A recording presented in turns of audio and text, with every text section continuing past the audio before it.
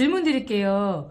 그 현직자들의 조언은 어디까지 믿어야 할까요? 자, 이거는 현직자가 몇 년 차냐 네. 이게 중요할 것 같아요. 그렇겠네요. 네. 그 다음에 그 현직자라는 것도 직접 내가 원하는 직무를 하고 있는 사람이 얘기하는 것과 이 직무 옆에서 본 사람이 얘기하는 것은 좀 많이 다를 것 같거든요. 경험 있나요 혹시? 사실은 제가 가장 말씀드리고 싶은 게 이 현직자를 직접 만나는 노력이 사실 필요한데 그 노력들이 잘 안 됐을 때 이제 이분들이 취업준비생들이나 뭐 경력 이직하는 사람들이 접하는 게 채용 평판 사이트 있잖아요. 뭐 블라인드나 캐치도 포함해서 뭐 링크드인도 있고 특히 블라인드 같은 데 들어가면 여러분들이 거기 나오는 여러 가지 뭐 연봉자라든 회사의 어떤 분위기 이런 것들에 대한 평판을 보시면 최고의 회사들 뭐 삼성전자, 현대모비스, 현대자동차 이런 SK 이런 회사들도 다 욕먹습니다. 그 안에서. 다 욕먹어요. 왜 그럴까요? 기본적으로 거기 안에서 모여서 뭔가를 이제 회사를 평가하고 의견을 교환한 친구들의 속성이 보면 그 회사에 불만 있는 사람들이 굉장히 많아요. 솔직히 현실적으로 보면 좋다라고 얘기하는 것보다 어떤 불만이나 이런 요소를 표현하는 것들이 많기 때문에 사실은 그런 것들을 믿고 자기의 어떤 입사라든지 뭐 이직이라든지 이런 것들을 판단하기에는 무리가 있다라는 거죠.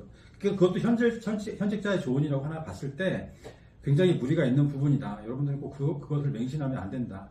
판단은 본인의 스스로의 기준을 가지고 판단해야 된다. 좀 그렇게 말씀드리고 싶어요. 네, 그 첨언하자면 이런 거죠. 현직자라고 해봤자 자기 개인 경험밖에 없다라는 거죠. 이거 서베이를 한 것도 아니고, 그다음 모든 케이스를 다 알고 있는 것도 아니고, 자기가 겪은 것만 가지고 얘기할 수밖에 없는데, 그렇게 되면 이제 코끼리 장 만지기하고 비슷한 거예요. 이렇게 되면은 입사할 때 시점, 그 다음에 근무할 때 상황, 그리고 개인의 학력이나 전공이나 상사, 그 다음에 옆에서 같이 일하는 사람들의 어떤 조합, 이런 게 다 다르단 말이에요. 그렇죠. 근데 이거를 일반적으로 놓고서 그래서 이 회사는 이래서 안 좋고 저래서 안 좋고 또 이게 좋고 이렇게 얘기하는 것 자체가 그냥 참고로는 할 수 있겠다. 하지만 이거를 가지고 전적으로 믿어서는 안 된다. 이게 제 좋은 말씀이시죠.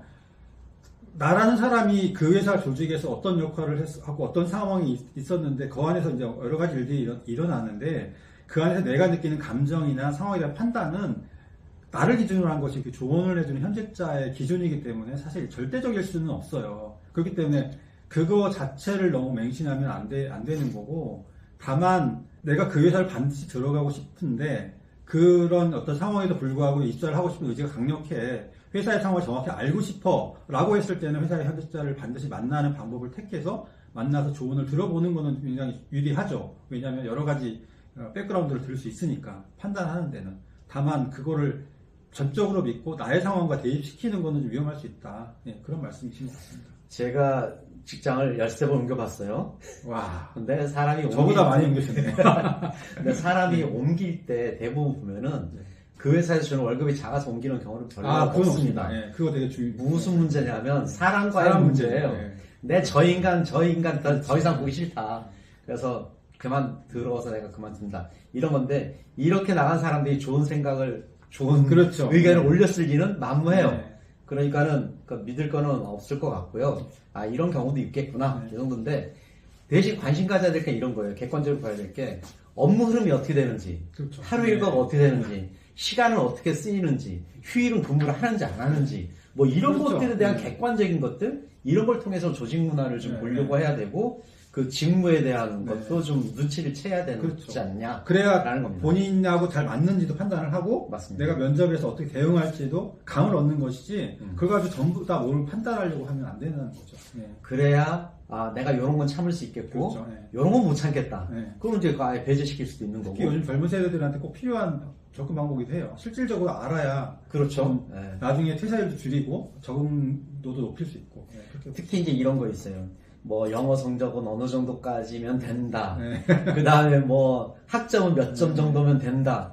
다 이거는 그때 케이스 바이 케이스인 것 같아요. 어떨 때는 경쟁률이 높아가지고서 스펙이 좋아야 되는 상황도 있고, 어떨 때는 경쟁률이 나빠서 2.5가 들어올 수도 저번에도 있고. 말씀하셨잖아요. 요번에는 학점 높은 애들 뽑아보자. 그쵸. 다음에는 이거 무시하고 뽑아보자. 지방 애들 좀 뽑아보자. 네. 지방 결론은 똑같았다. 그거 아닙니까? 맞아요. 그러니까 이렇게 준비하나 저렇게 준비하나 운이고 솔직히. 그 상황에 따라 다른 경우가 많기 때문에 절대적일 수가 없다. 이렇게 볼 것 같아요.